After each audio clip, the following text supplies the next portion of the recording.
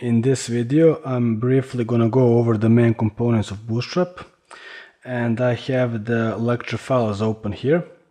You should have them open as well. So this is basically the same as what we had in the last video, except for the CSS and the JS files being in their respective folders.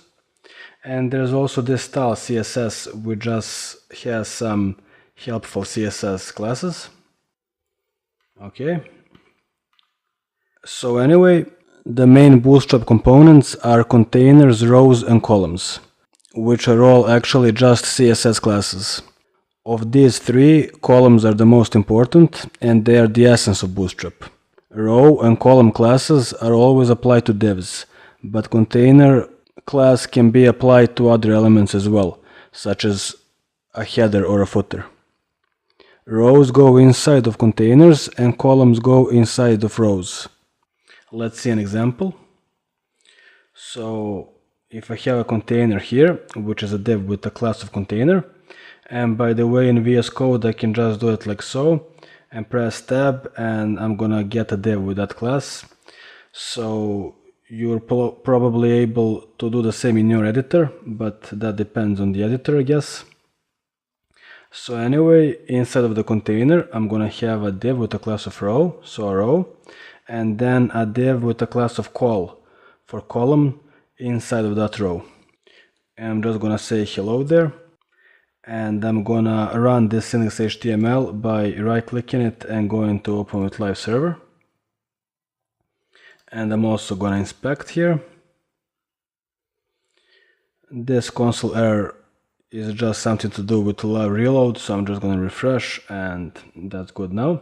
So here is hello there, and I'm also gonna give it a background to this container of red and also another class of white, which are these helper classes right here. So white is gonna give it the color of white and red the background of red. So as you can see now, this red thingy is the container, and the containers have a fixed width depending on the screen width. So if I inspect this now, the container, I can see its width here, max width 1140, and if I resize the screen by dragging here, and you can see up here the current screen width and height, you can see that the container changes based on the width of the screen. So for example, now max width is 960. Okay. So containers as such have a fixed width, but they can also be fluid, meaning they take up 100% width of the screen.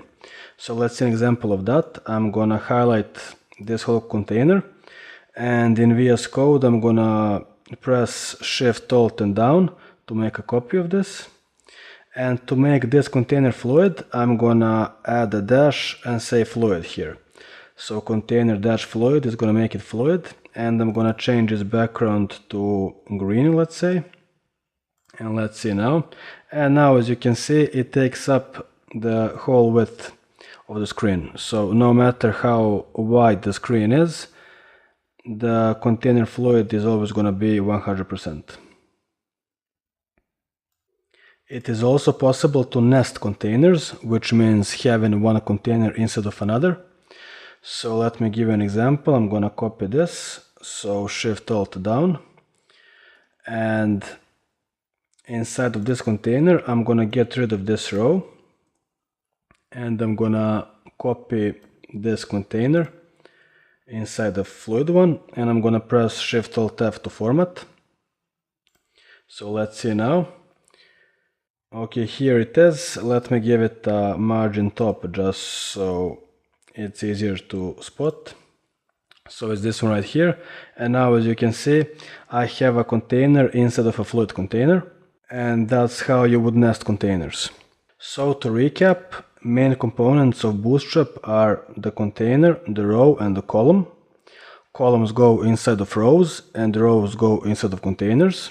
And column and row classes are always applied to divs, but the container class can be applied to other elements such as a header or a footer.